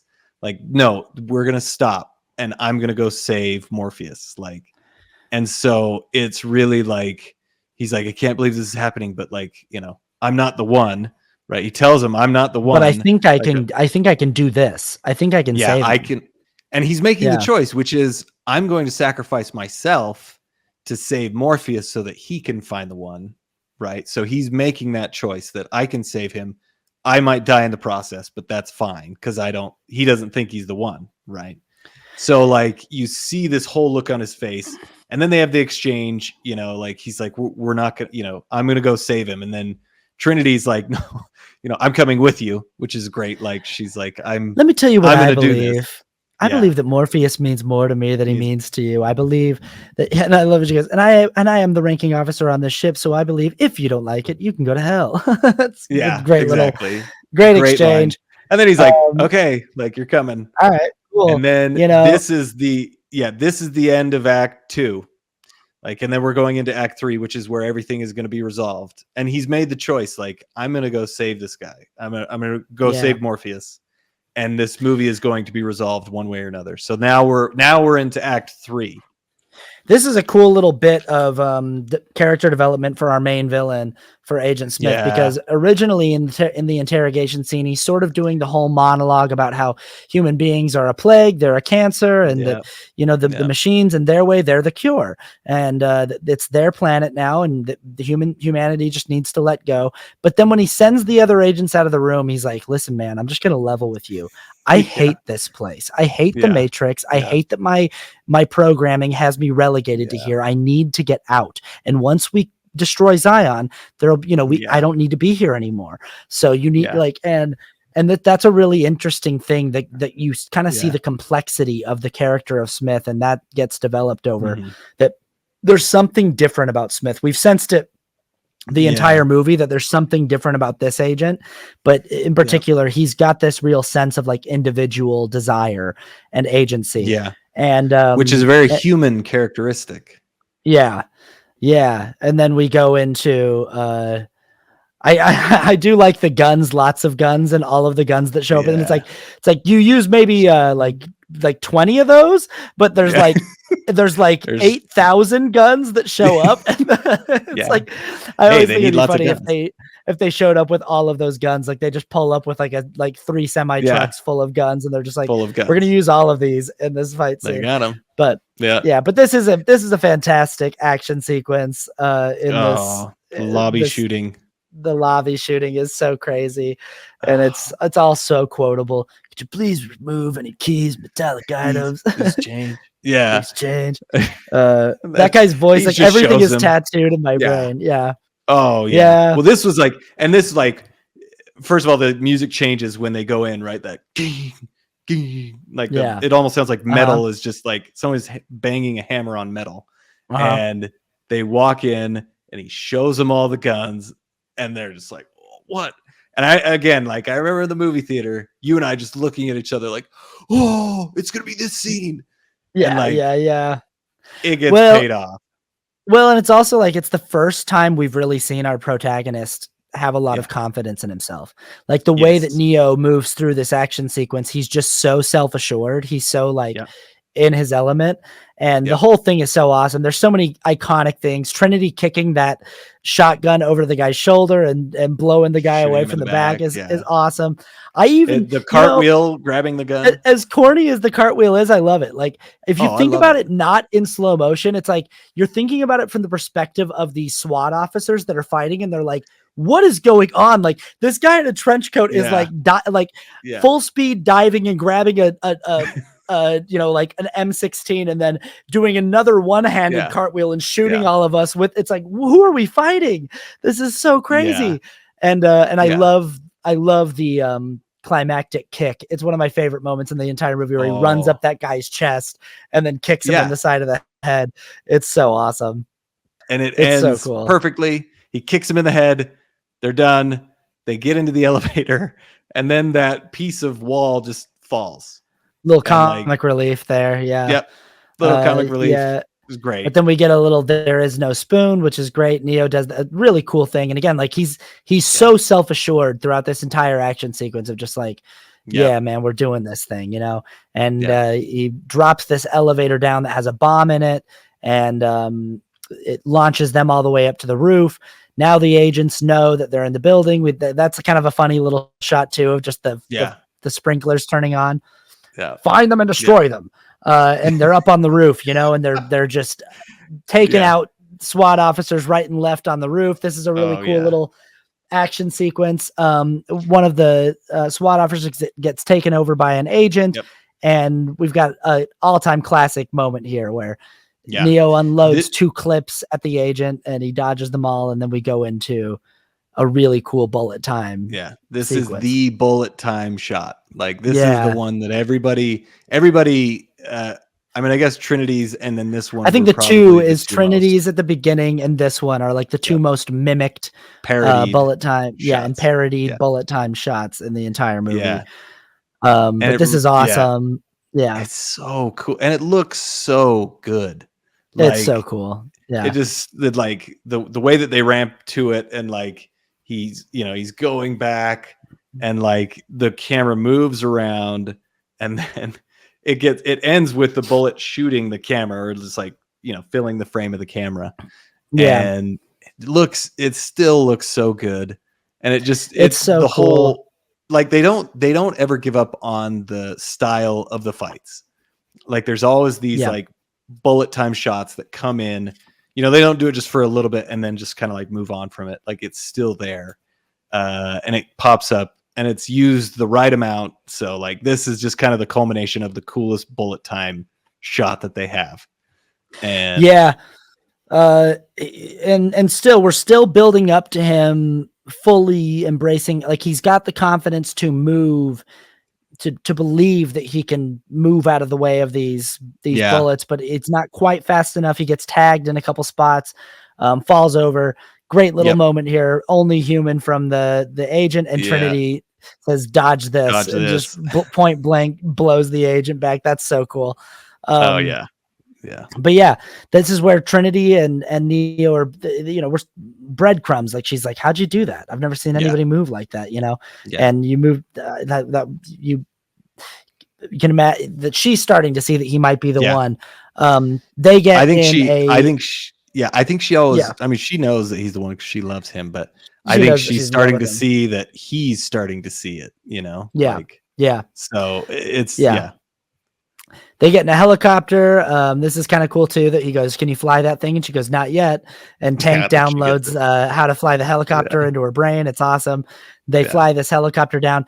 This scene, it's one of those things where it's like, how are you not shooting Morpheus in that room? Like, like blow, but it's like, hey, if I'm going to go along with people, if I'm going to go along with people dodging bullets and jumping from building to building, I can believe that Keanu Reeves has good enough aim to shoot everywhere, but where he's sitting. That's what I took it as.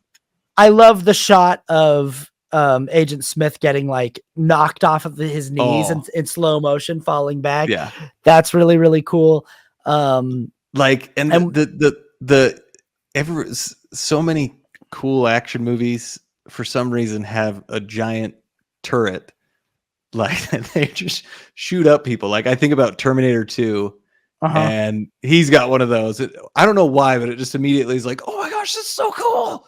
Like he totally just like decimates this room, and like it just makes it just like it. And you see all the bullets falling down, hitting the little pole of the helicopter, and it just, everything looks so cool. And I did think like, how is he not hitting Morpheus? But he's got good aim. So well, and it's such a cool way to do the escape, that it's like, how are you going to get into that room? And they're just like, we're going to fly a helicopter right outside of the room and just blow everyone away in the room, knock the windows out, and then Morpheus is going to get up and jump, but I love that too. That's such a great shot when they jump and they catch each other and they fall down, and the shot that's looking up at the helicopter and their legs that are coming. It's such a great, it's so good, cool shot. And this whole sequence has so many amazing shots in it, where they're flying around in this helicopter and they're hanging, and because some of it looks, they're like wide shots of it that look like they did a practical stunt, where they actually had two stunt people holding each other, which is I think really they did, cool. because and it looks even I mean, you could tell some of them are faked, but they look really good. And then especially like he's holding and he drops Morpheus. That shot is from above looking down, and he's like falling, and it looks so good. Like, it's awesome. This whole sequence is so awesome when the helicopter falls in slow motion past him, and he decides to see if he can but as it's such a great shot, and Carrie Ann Moss swinging out of the helicopter, in slow motion, and then this really cool explosion that like almost overloads the Matrix's mainframe, and so it creates this like weird like ripple across the glass, and it's such a great shot. The explosion that pushes her into the window, really, really cool. Well, and like that like ring of like warping that happens. I guess like I remember this from the DVD commentaries, but like it took them like 3 months just to figure out how to do that. Like with the the effects that they had at the time. But it's so like you said, it's almost too much for the Matrix to handle. So there's this huge thing, and then the explosion happens in that same circle, and it just looks so cool. Everything is very comic book-esque in the way that like it's framed, and it's all in slow motion, and you just see these really cool, like I just see it all in frames. It's done so well, and it's such a cool image, that whole sequence. And then like, you know, that's when everybody pretty much realizes that he's the one. Do you believe it now, Trinity? Great. Like, I think she already believed it, Morpheus, but you know. But you and the audience are just like, wow, he really pulled that off. Like that was amazing. Well, that whole action sequence is just like crazy. You really do kind of wonder, like I remember seeing it the first time, like maybe he's not the one, you know, and then like you get it. And then this is really good because he's like, this is when Morpheus tells him, like, you know, he's like, Morpheus, the Oracle. And he's like, she told you exactly what you needed to hear. Right. And it's like, oh, she's a liar, you know, not a liar. She didn't really lie, but it's like, oh, that is exactly what he needed to hear. He needed that he needed to make that choice. Cause she told him, like, you need to choose to be this person. Like you said, like, you know, she never tells him he's not the one, but she tells him, like, you have to choose this. This is something you have to choose. And so he does. He makes that choice. You have to know it yourself. And it's like, I think that you're right that the choice to go save Morpheus isn't him believing that he can do it because he's the one. It's him believing that he can do it because Morpheus is not done with his purpose yet. So he's like, I'm going to go, I have to choose between my life and Morpheus's life. So I'm going to go sacrifice my life to save his, but not because I think I'm the one. But now that he's pulled it off and they're both alive, this is the beginning of him being like, wait, geez, maybe I am, you know? And that's why this next scene is so great. I will say there's a weird thing that happens here when we go down to into the subway and we pull, Lawrence Fishburne out. I do like that they show us what it looks like when someone gets pulled through a phone. I think that's cool because it's the first time in the movie that we actually get to see that effect. But there's a weird thing that they do here where, and I kind of hate when movies do this, where it's like it's a high, like the clock is ticking and someone's like, I need to tell you something. And it's like, well, just tell me in a second when we get this all, let's get out first and let's get, and then tell me. They've sort of been teasing this out to the audience since the Oracle scene. Okay, she gets out, but the phone gets destroyed, and this is Neo for the first time really thinking like, you know what? I think I can fight this guy. I think that I don't know, maybe. And this scene is so cool. This fight scene is so cool because there's so many moments where it really does look like Neo is licked. Like it looks like he doesn't have what it takes to be in this fight, and he keeps getting up and keeps like getting back into it and doing things that you're like, oh man, nobody else on this team could do that, you know? Like so he chooses to fight. Everybody's like, run, Neo, you should just run. And he's looking at the stairs to go up, and then he turns around and he chooses to fight Agent Smith, right? Which is like, again, this whole choice thing. And then it starts with them looking at each other, and you know, you see the paper going across very the screen, Western. almost like very Western, tumbleweed. very like tumbleweed, very much like a tumbleweed, which is way cool. And then they jump at each other, another bullet time, which is way cool. And they're shooting at each other, and then they're out, right? Like, you're empty, and he's like, so are you. And so like, and then like you said, this fight scene is just, it's two people fighting, just like fist fighting and blocking is really, really cool.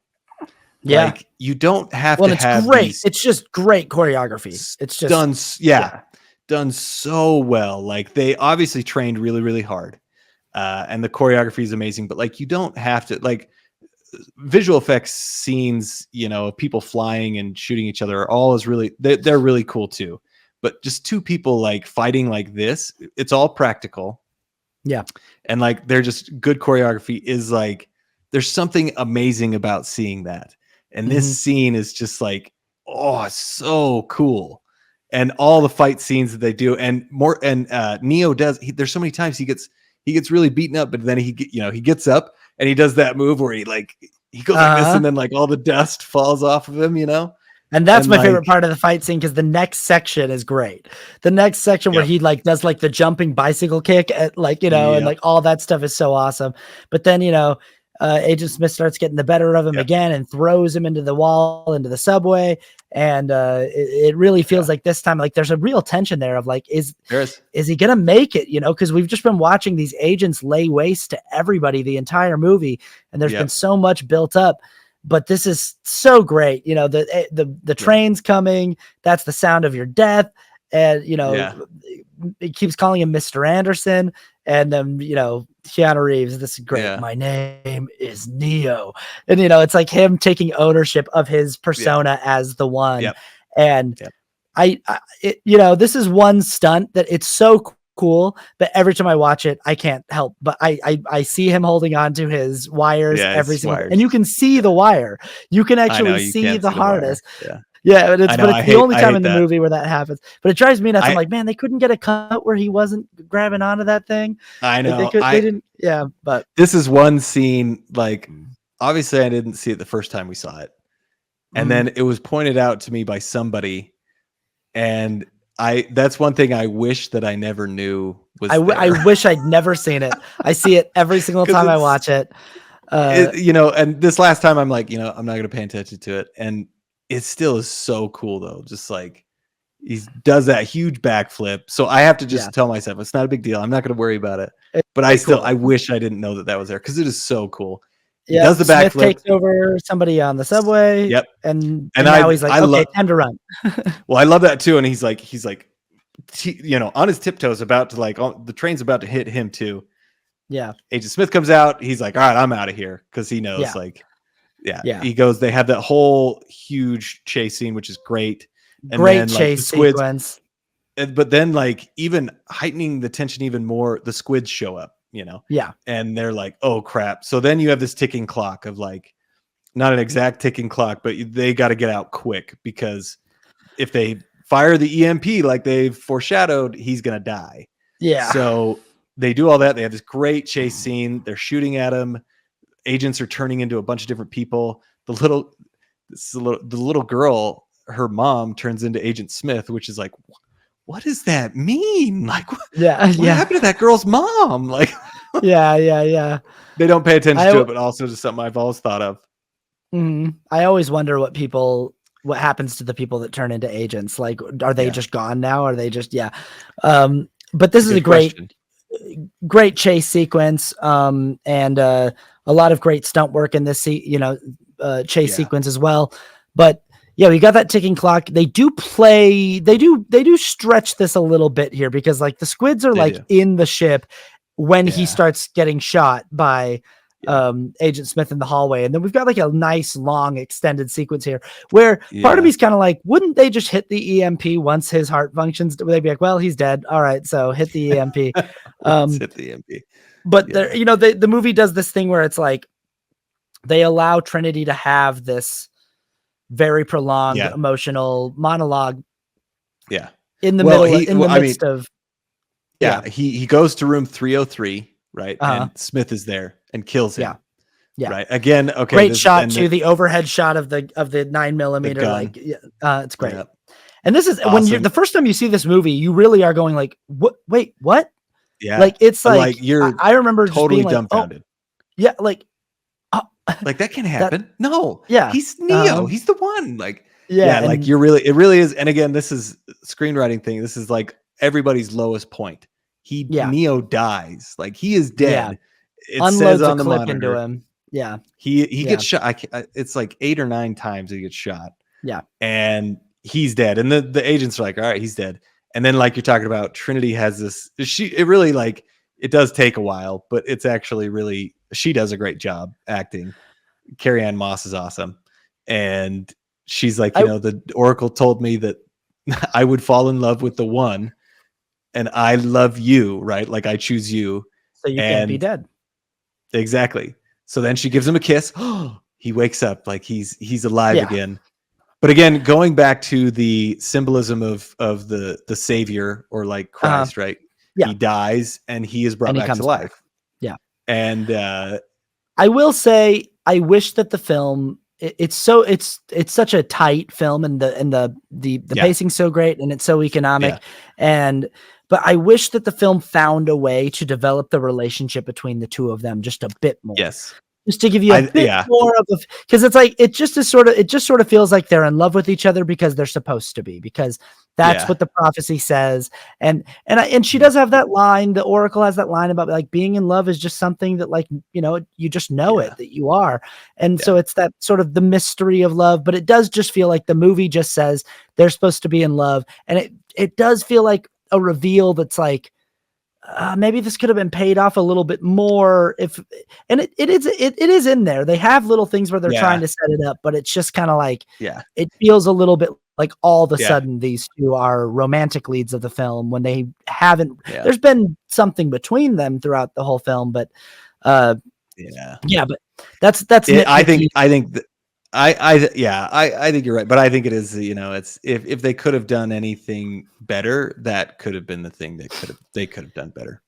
Yeah, but this is, you know, when it comes to talking about endings and does a movie stick the ending, this is one of the greatest like endings of all time. Like, it's just so exciting to finally see when our guy stands back up, he knows exactly who he is. There's no question in his mind about who he is and what his abilities are. He can actually see the Matrix as the Matrix. That's one of the coolest reveals. And again, Keanu Reeves does such good face acting here, of like when we see in his face that he's just looking around like, wow, like I can see it all for what it is.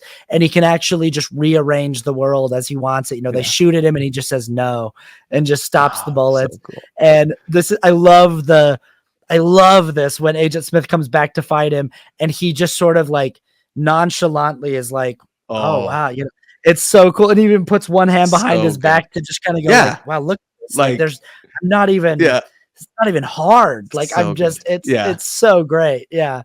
That really had to be hard. Yeah, that had to be hard for Keanu Reeves to do that. Like he had to know all the choreography of fighting without his face while he's doing that. And it's almost like he's just like, wow, like I can't believe it really is. And you can, you know, they show Neo, his face is pretty like, this is easy for me. And then you see Agent Smith's face and he is like trying his hardest. Like you can tell, like he is really trying, and Neo's just like, it's no big deal, you know. And then he kicks him all the way down the hall. And the score here, is so good. Don Davis's music here is so good, good. Like it's so good. Yeah.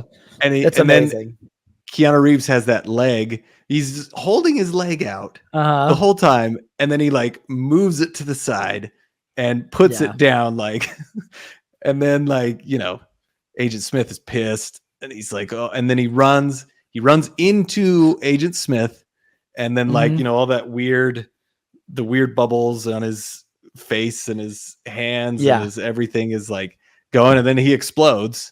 Agent Smith explodes, and he is dead. Neo inside of him. And has emerged out of him like he's broken out of a shell, and he flexes, and the entire hallway ripples from the force of his flex. So talk about a flex. Yeah, and it's great. Look, he just looks up at the other two agents, and they just go, "All right," and they just bail, which is great because the whole thing of the entire movie is you run from agents, and now they like, run from him. We're out of here. We're gone. And then they're like, Neo. We're straining the clock here, the ticking clock. We're straining like that. It's like somehow the squids have not gotten quite up to him yet. But we get the EMP just in time. He wakes up, he kisses Trinity, and you know, we don't spend too much time here doing too much like, oh boy, glad we made it out of that one. We go right into the phone call. And I love this last scene so much. I think it's like it's amazing. Great way to end the movie. I love just where we go from here as a choice that I leave to you. Hangs up the phone, and I love this. You know, I had a different feeling watching it this last time because he says, I'm going to show them a world without you, a world without limits, a world without rules. And the fact that he walks out and he's looking around at everybody, and he's in a very populated area, and he decides, I'm going to, in front of all of these people, just fly away. In that moment, he's showing hundreds of people, check this out, watch this. Because you know that there's no chance that all of those people on the ground don't go, oh my God, you know, like, and look up and go, whoa, like that guy just flew away, you know, like, and like that, like he's literally going, I'm going to show them that, you know, that a world without you. And the Rage Against the Machine song is one of the best needle drops in movie history. It's so intense. It's so good. It's so awesome. Like, come on, down, you know, it's so good. Fantastic. Absolutely. It's so good. And and we're out. And that's The Matrix. That's the Matrix by the Wachowskis, 1999. Okay, let's get into our ranking systems. We are deep into this podcast. Let's break it down. Yeah. How about we'll start with we'll do technical achievement. What's your ranking? 1 out of 10. So technical achievement, I gave this one a 9 out of 10. I think, and I'm trying to remember what it was. I think that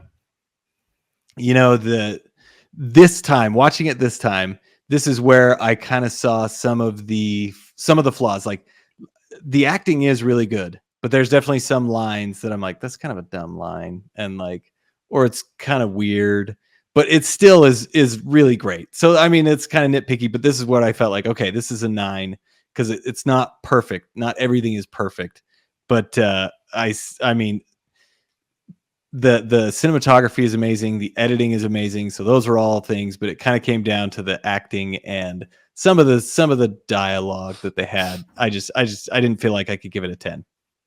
Yeah, and again, what we're talking about when we talk about technical achievement, we're not just talking about special effects. We're not just, because if it was just like the technical achievement of the special effects in this film, I think I would give it a solid 10 out of 10. Yeah, I'd say what this movie did for films as as far as like the tools of filmmaking, it totally revolutionized the film industry.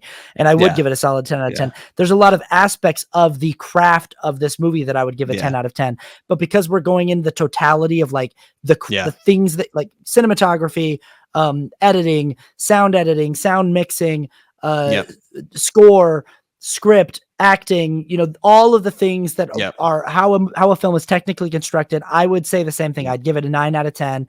And I'd say that most of these categories for me are a 10 out of 10. When I think I'd give the cinematography a 10 out of 10. I'd give the special effects a 10 out of 10. I'd give the fight choreography a 10 out of 10. I'd give the I'd give Don Davis's score a 10 out of 10.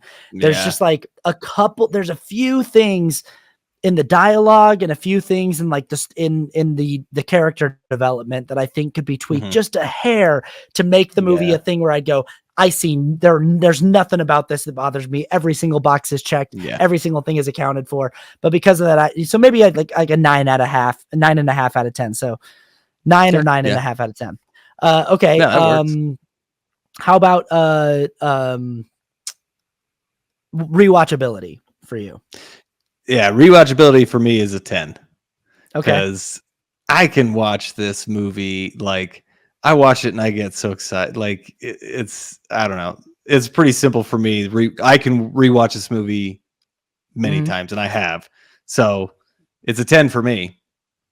So rewatchability for me is going to be a 9 because the same reason where I'm like, I love rewatching this movie, but I also feel there's a part of me that feels like every time I rewatch this movie, I lose a fraction of a thing that I used to love about it.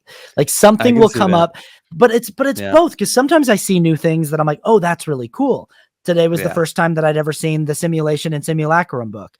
Today was the first. Like, there are lots of things that I notice for the first time every single time I watch it, which gives it a lot of rewatchability. But there are also things I notice every time I watch it, which I go, oh, that's a little cornier than I remember it, or that doesn't land as well as I remember it, or you know, and I've always felt like the development of their love story leaves something to be desired, and I feel that every time I watch it, that I'm like, the movie's just sort of telling me that these two characters are in love, and I have to just go along with it, and we don't have time to really develop that anymore, and that's fine. But there's things like that when I rewatch it, I feel like and I know that this isn't fair to The Matrix because I should just be judging it as its own film, but I think that the subsequent films have done some harm retroactively to it. So when I rewatch it, there are things that I'm like, some things that we've it feels like we've undone what was done in this film especially in Resurrections, that it's just sort of like, we just plugged some version of Neo back into the Matrix, and here we are doing it again. And I know that, so it's very true. It's very true. I'll continue watching this movie for the rest of my life, but I'm going to say 9 out of 10 because it's not okay. Sometimes I watch a movie over and over again and I like it more every time I watch it. This is a movie where I continue to like it every time I watch it, but there's always like one little thing that I go, it's actually, that's very true. I got to change mine to a 9. It's probably, I think you're right on that. Like this time I watched it and there was just a couple little things that I'm like, oh yeah, that was a little weird or whatever, but it's still, I could rewatch this movie a lot. 9 is, I'm going to keep watching it for the rest of my life. Yeah. Yeah, me too. I got to show my son. I feel like he's old enough. He can, I mean, I was about his age when I saw it, but anyway. How about the ending of this film? Does the film stick the landing? I feel like the film sticks the landing. So I give it a 10. Me too. It really, it's just like everything culminated in this, and like everything was set up perfectly. And so it all came together and it totally sticks the landing for me. I don't, it's an easy. Yeah. Even though part of the ending is that reveal that what the Oracle told Trinity is that she would be in love with the one. And so that's why, that's part of, but I'm like, there've been breadcrumbs leading up to that. It is baked into the screenplay. It's all there. But what really works for me here, just as a viewer and as an audience member, is it's one of the most satisfying character arc payoffs of all time in the history of cinema. Like getting to watch our main character who has come close and bumped up against his potential and bumped up against his power, have just that last moment in that hallway where he's just perfect, where he is just like, where he just now is the pinnacle of confidence and the pinnacle of power. And then leading into his him on the phone, the phone in the telephone booth, and the Rage Against the Machine song. Like, it's just like such an ultimately cool and satisfying ending. And and it gives me chills every single time. 10 out of 10. Love it. Love it. Yep. Absolutely. Cultural impact, cultural significance. For me, this is a 10. Because not only did this change cinema, like, fight scenes, everything kind of got faster. Everything started emulating what this movie did. So it changed how movies are made for the most part and how they're filmed and how, just the whole style kind of changed because of this movie. But also, so it changed cinema, but it also changed the way, I feel like it changed our culture. Like, as we've talked about, like people, like simulation theory, like, are we in a simulation? Are we in the Matrix? Like, it has affected how we view that and how we feel like, oh, is this really real? Like, are we really in a simulation? Like, and just like all the one-liners that we all still say, I know Kung Fu, like that's still a saying that people say and know exactly what you're talking about. And there's a handful of films, in our lifetime that have just permeated into the culture, and this is one of the most culturally influential films of my entire lifetime and of all time. Like the way that it absolutely radically completely changed the culture irrevocably. I'm gonna say this. I'm gonna say 9 out of 10 because of this. This is my caveat for cultural impact and cultural influence is I'm not sure all of the ways that it influenced the culture were positive. And I don't